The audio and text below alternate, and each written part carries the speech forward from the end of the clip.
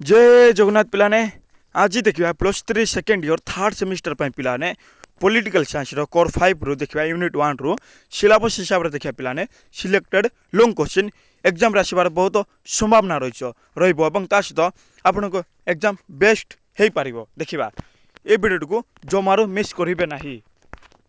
भारत जातीयता अभिगम मार्क्सवादी जातीयतावादी अभिमुख्य संबंध आलोचना कर। देखा आंसर देखा मार्क्सवादी चिंताधारा अनुजाई जातीयतावाद को एक अर्थ सामाजिक अभिधान भाव देखा जाए। मार्क्सवादी चिंताधारा अनुसार कह पाने जातीयतावाद को गोटे अर्थनीति सामाजिक अभिधान भाव देखा जाए। यही अभिगम अनुसार भारत में जातीयतावाद उन्मत्त हेबार पछरे उपनिवेशवादी शोषण प्रति उत्तरदायी थिला।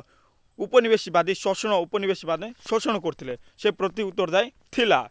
मार्क्सवादी विश्लेषणकारी माने मार्क्सवादी विश्लेषण जो माने व्याख्या करथिले मार्क्सवादी हिसाब रे भारतीय मध्यवर्ग श्रमिक और कृषक श्रेणी कर भूमिका को उद्धृत करी देखांती जे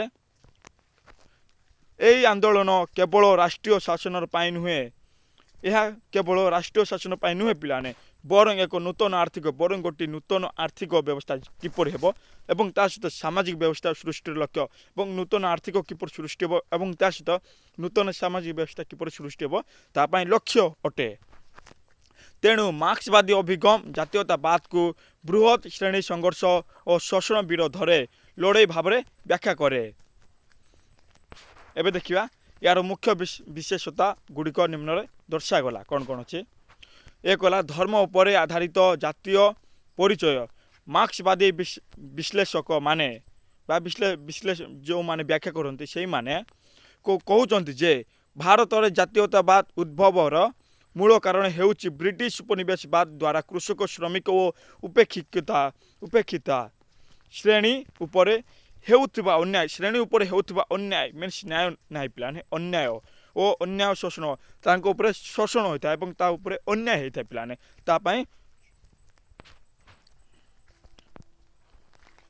तापाई कुआ जाउची मूल कारण है उद्भवर जातीयतावाद उद्भवर मूल कारण है ये सब ही उपनिवेशवाद केवल आर्थिक शोषण नुहे बरं यह सांस्कृतिक शिक्षा और नीति मध्य गभीर प्रभाव पकाई। उपनिवेशवाद केवल आर्थिक शोषण नुहे पिलाने बरं यह सांस्कृतिक शिक्षा और नीति मध्य गभीर प्रभाव पकाई। दुई देखिया मध्यवर्गर भूमिका और ताहार अस्मिता कौन। मार्क्सवादी विश्लेषणकारी माने भारतीय मध्यवर्ग और उच्च वर्ग जातीयतावादी को बुझाई देखती जे से माने श्रमिक और कृषकों मुख्य चाहिदा को उपेक्षा करथिले। से माने मुख्यतः श्रमिक थिले एवं ता सहित कृषक मानकू श्रमिक और कृषक मानकू मुख्यतः चाहिदा को उपेक्षा करथिले। चाहिदा मीन्स डिमांड बढ़ाउ नथिले एवं डिमांड को कमई देउथिले। यही द्वंद्व जातीय आंदोलन को स्पष्ट श्रेणी संघर्ष आधार देइथिला। यही द्वंद्व जाथिला श्रमिक और कृषक मानकू द्वंद्व जाथिला से द्वंद्व को बा से आंदोलन को स्पष्ट श्रेणी संघर्ष युद्ध हेबार आधार कर दिया। श्रेणी संघर्ष मीन्स पुंजीपति और श्रमिक मानक मध्य संघर्ष थिला। तीन देखा जन आंदोलन और श्रेणी चेतना। मार्क्सवादी चिंता अनुजाई कहुचे गाँ और स्थानीय माने जितेबले अन्याय और शोषण विरोध लड़े अन्याय मीन्स जहाँ न्याय पाइबापी पिलाने लड़े और ता सहित शोषण विरोध लड़े सेठी जनश्रेणी चेतना उत्पन्न हुए सेठार ही जनश्रेणी चेतना सृष्टि होता है। भारत में तेभागा आंदोलन भारत में गोटे तेभागा आंदोलन होता सहित मुजफ्फरपुर जहाँ कहुए मुजफ्फरपुर और ता सहित किसान सभा आदि अनेक श्रेणी आधारित आंदोलन जातीय आंदोलन अभिन्न अंश थिला। चार देखिए पॉइंट कौन कौन पिलाने धर्म जाति और जातिवाद प्रति मार्क्सवादी आलोचना देखा। मार्क्सवादी अभिगम धर्म और जाति प्रथा को एक शोषण आधारित रूपे भावे देखी थाए। से मत अनुजाई कहुचे यही धारणा को जनसाधारण मानकू असत्य और श्रेणी चेतनारू विच्युत करुथिला पिलाने। तेणु से माने जातीयतावाद सहित यही विरोध भाषा को उद्धृत करते। तेणुक से जातीयतावाद सहित बा मिसिक এই বিରୋଧ ଭାଷାକୁ ଉଦ୍ଧୃତ କରନ୍ତି।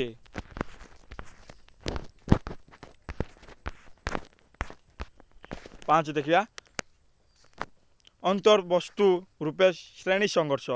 ମାର୍କ୍ସବାଦୀ ଅଭିଗମ ଅନୁଯାୟୀ କୁହାଯାଉଛି ଯେ ଜାତୀୟତାବାଦ କେବଳ ଜାତି ଭିତ୍ତିକ ଭିନ୍ନତା ନୁହେଁ ପିଲାମାନେ, ଏହା ଅନ୍ତର୍ବସ୍ତୁରେ ଏକ ଶ୍ରେଣୀ ସଂଘର୍ଷର ରୂପେ। ଶ୍ରେଣୀ ସଂଘର୍ଷ ମିନ୍ସ ପିଲାମାନେ ପୁଞ୍ଜିପତି ଓ ଶ୍ରମିକ ଯେଉଁମାନେ ଥିଲେ ସେମାନଙ୍କ ମଧ୍ୟରେ ଶ୍ରେଣୀ ସଂଘର୍ଷକୁ ହିଁ ବୁଝାଇଥାଏ। ତେଣୁ ଏହି ଅଭିଗମ ଜାତୀୟ ଆନ୍ଦୋଳନ ଓ ଶ୍ରେଣୀ ଶକ୍ତିମାନଙ୍କ ମଧ୍ୟରେ ଥିବା ଭିନ୍ନତାକୁ ବ୍ୟାଖ୍ୟା କରେ। ତେଣୁକରି ପିଲାମାନେ ଏହି ଅଭିଗମ ଜାତୀୟ ଆନ୍ଦୋଳନ ଓ ତା ସହିତ ଶ୍ରେଣୀ ଶକ୍ତିମାନଙ୍କ ମଧ୍ୟରେ ଥିବା ଭିନ୍ନତାକୁ ବ୍ୟାଖ୍ୟା କରିଥାଏ ବା ବଖାଣିଥାଏ। 6 ଦେଖିବା ଆନ୍ତର୍ଜାତିକ ପରିପ୍ରେକ୍ଷୀରେ ମୂଲ୍ୟାୟନ। ଆନ୍ତର୍ଜାତୀୟ ପରିପ୍ରେକ୍ଷୀରେ ମୂଲ୍ୟାୟନ କ'ଣ ଦେଖିବା। ମାର୍କ୍ସବାଦୀ ବିଶ୍ଳେଷଣ ଜାତୀୟତାବାଦକୁ ଗ୍ଲୋବାଲ ଉପନିବେଶବାଦୀ ରଚନାରେ ଏକ ଅଂଶ ଭାବରେ ବିବେଚନା କରେ।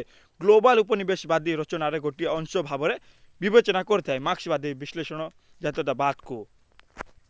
ଏହି ଦୃଷ୍ଟିକୋଣରେ ଭାରତର ଜାତୀୟ ଆନ୍ଦୋଳନ କେବଳ ଭାରତ ମାତ୍ର ନୁହେଁ, ଏହା କେବଳ ଭାରତ ମାତ୍ର ନୁହେଁ ପିଲାମାନେ, ଆନ୍ଦୋଳନ ଭାରତ ମାତ୍ର ନୁହେଁ ବରଂ ଏସିଆ ଓ ଆଫ୍ରିକା ଅନ୍ୟ ଉପନିବେଶ ସହିତ ଯାହା ଥିଲା ପିଲାମାନେ ତା ସହିତ ଶୋଷିତ ଦେଶଗୁଡ଼ିକ ଯେଉଁମାନେ ଶୋଷିତ ହେଉଥିଲେ ସେହି ଦେଶଗୁଡ଼ିକ ସାଧାରଣ ଶୋଷଣ ବିରୋଧ, ସେହି ଶୋଷଣ ବିରୋଧରେ ହିଁ ଆନ୍ଦୋଳନର ଅଂଶ ଭାବେ ଦେଖାଯାଏ। 7 ଦେଖିବା ଉପନିବେଶୀୟ ବୁର୍ଜୁଆ ଜାତୀୟତାବାଦର ଆଲୋଚନା। ବୁର୍ଜୁଆ ମିନ୍ସ ପିଲାମାନେ ପୁଞ୍ଜିପତିକୁ ବୁଝାଇଥାଏ, ଯାହା ପାଖରେ ଟଙ୍କା ରହିଥାଏ, ସେଇମାନେ ଶ୍ରମିକମାନଙ୍କୁ ଶୋଷିତ ବା ଶୋଷଣ କରୁଥିଲେ। ମାର୍କ୍ସବାଦୀ ବିଶ୍ଳେଷକମାନେ ଭାରତୀୟ ଜାତୀୟତାବାଦର ନେତୃତ୍ୱକୁ ବୁର୍ଜୁଆ ଧନୀ ବର୍ଗ ଜାତୀୟତାବାଦ ଭାବରେ ଦେଖନ୍ତି। ଧନୀ ଭାବରେ ଦେଖାଯାଇଥାଏ ଯେଉଁମାନେ ଅନ୍ତତଃ ନିଜ ଶ୍ରେଣୀ ସ୍ୱାର୍ଥ ପାଇଁ, ଯେଉଁମାନେ କି ନିଜର ଉନ୍ନତି ପାଇଁ ପିଲାମାନେ ନିଜର ଉନ୍ନତି କିପରି କରିବେ ସେ ତାହା ପାଇଁ ହିଁ ସ୍ୱାଧୀନତା ଚାହିଁଥିଲେ। ସେମାନେ ବ୍ରିଟିଶ ମାନେ ନିଜର ଉନ୍ନତି ପାଇଁ ହିଁ ସ୍ୱାଧୀନତା ଚାହିଁଥିଲେ, କିନ୍ତୁ ସମସ୍ତଙ୍କର ପାଇଁ ନ୍ୟାୟ ଓ ସମତା ଦେବା ଉଦ୍ଦେଶ୍ୟ ନଥିଲା। କିନ୍ତୁ ସମସ୍ତଙ୍କୁ ନ୍ୟାୟ କିପରି ପାଇବେ, ଲୋକମାନେ କିପରି ଖଟନ୍ତି, ତାଙ୍କୁ କିପରି ସମାନ ଅର୍ଥନୀତି ଦିଆଯିବ, ସମାନ ଭାବରେ ସମତା କିପରି ଦିଆଯାଇପାରିବ ତାହା ଉଦ୍ଦେଶ୍ୟ ନଥିଲା ତାଙ୍କର। ରାଷ୍ଟ୍ର ଗଠନ ଓ ଜନତାର ଭୂମିକା। ମାର୍କ୍ସବାଦୀ ଅଭିଗମ ରାଷ୍ଟ୍ରକୁ ଏକ ଶ୍ରେଣୀ ଶାସନ ରୂପେ ଦେଖେ। ମାର୍କ୍ସବାଦୀ ଅଭିଗମ ଯାହା ଅଛି ପିଲାମାନେ ରାଷ୍ଟ୍ରକୁ ବା ଦେଶ ଗୋଟିଏ ଶ୍ରେଣୀ ଶାସନ ରୂପେ ଦେଖିଥାଏ। ଏହା ଅନୁଯାୟୀ ଜାତୀୟତାବାଦରେ ଶିଖର ଅବସ୍ଥା ସ୍ୱାଧୀନତା ଅର୍ଜନ ପରେ, ସ୍ୱାଧୀନତା ପାଇବା ପରେ ମଧ୍ୟ ଶ୍ରେଣୀ ଶାସନ ପରିବର୍ତ୍ତନ ହେଉନି। ଶ୍ରେଣୀ ଶାସନ ଯାହା ଅଛି ପିଲାମାନେ ତାହା ଚେଞ୍ଜ ହେଉନାହିଁ, ବରଂ ନୂତନ ରାଷ୍ଟ୍ର ମଧ୍ୟ ଅପେକ୍ଷାକୃତ ଏକ ନୂତନ ଶ୍ରେଣୀ ବିଶେଷର ଶାସନ ବ୍ୟବସ୍ଥାକୁ ସ୍ଥାପନ କରିଥିଲା। ନ ଦେଖିବା ଗ୍ରାମ ଓ ସହର ମଧ୍ୟରେ ଦ୍ୱନ୍ଦ୍ୱ। ଗ୍ରାମ ଏବଂ ସହର ମଧ୍ୟରେ କ'ଣ ଦ୍ୱନ୍ଦ୍ୱ ଅଛି। ମାର୍କ୍ସବାଦ ଚିନ୍ତନ ଅନୁଯାୟୀ କୁହାଯାଉଛି ଯେ ଉପନିବେଶବାଦୀ ଅବଧିରେ ଉତ୍ପନ୍ନ ହେବାକୁ ଥିବା ଜାତୀୟ ଚେତନା ମୁଖ୍ୟତଃ ସହର ମଧ୍ୟବର୍ଗ ଓ ଶିକ୍ଷିତ ବର୍ଗ ମଧ୍ୟରେ ଘଟିଥିଲା, ଯେଉଁଠିକି ଗ୍ରାମ ଅଞ୍ଚଳର ଶ୍ରମିକ ବା ଲୋକମାନେ, ଗରିବ ଲୋକମାନେ, ଶ୍ରମିକ ଓ କୃଷକମାନେ ଆନ୍ଦୋଳନର ଗୋଟିଏ ଅଲଗା ପାର୍ଶ୍ୱରେ ଥିଲେ। ଶ୍ରମିକ ଓ କୃଷକ ଆନ୍ଦୋଳନରେ ବା ଯୁଦ୍ଧରେ ଗୋଟିଏ ଅଲଗା ପାର୍ଶ୍ୱରେ, ଗୋଟିଏ ଅଲଗା ତରଫରେ ଥିଲେ ଦୁହେଁ। ଏହି ଆନ୍ତର୍ଜାତୀୟ ଆନ୍ଦୋଳନର ସର୍ବାଙ୍ଗୀନ ଭାଗିଦାରୀକୁ ଅବରୋଧ କରିଥିଲା। 10 ଦେଖିବା ନାରୀ ଓ ମାର୍କ୍ସବାଦୀ ଜାତୀୟତାବାଦ କ'ଣ। ମାର୍କ୍ସବାଦ ଚିନ୍ତାଧାରା ମହିଳାମାନେ ଜାତୀୟ ଆନ୍ଦୋଳନରେ କେମିତି ଉପେକ୍ଷିତ ହେଉଥିଲେ ସେ ସମ୍ବନ୍ଧରେ ଆଲୋଚନା କରେ। ମହିଳାମାନେ କିପରି ଜାତୀୟ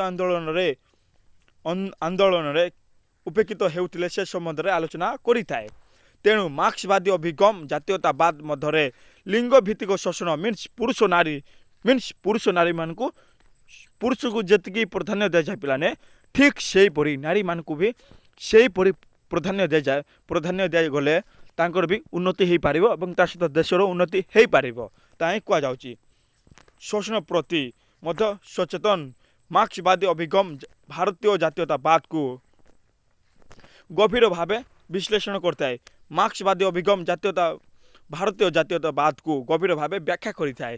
ଯେଉଁଠି ଶ୍ରେଣୀ ଆଧାରିତ ଶୋଷଣ, ଯେଉଁଠିକି ଶ୍ରେଣୀ ଆଧାରିତ ମିନ୍ସ କହିବା ପାଇଁ ଗଲେ ପିଲାମାନେ ପୁଞ୍ଜିପତି ଓ ବୁର୍ଜୁଆକୁ ବୁଝାଇଥାଏ। ଶ୍ରେଣୀ ତା ସହିତ ପୁରୁଷ ଓ ନାରୀକୁ ମଧ୍ୟ ବୁଝାଇଥାଏ। ଶ୍ରେଣୀ ସଂଘର୍ଷ, ଶୋଷଣ, ଧନ ଓ ଶକ୍ତିର ବିଭାଜନ उपनिवेशवादी नीति और शासन प्रतिरोध केंद्रीय भूमिका निए धन और शक्तिर विभाजन पाई उपनिवेशवादी नीति जाची और शासन प्रतिरोध केंद्रीय भूमिका नहीं थाए प्रतिरोध केंद्रीय भूमिका नहीं थाए यह आमको जनाई थाए जे स्वाधीनता अंतर्गत केवल समाज नहीं स्वाधीनता अंतर्गत केवल समाज नहीं पिलाने तार सामाजिक ही देखाई थाए यह थिला पिलाने selected long question political science रो कोर 5 यूनिट 1 रो मु भाबची आपण माने बुझी पारथिबे ए वीडियो को 2 ରୁ 3 थर वाच करंतु एवं शेष पर्यंत देखंतु पिलाने एवं शेष रे वीडियो को सब्सक्राइब करबा सहित आपन फ्रेंड्स माने को शेयर करंतु जय जगन्नाथ।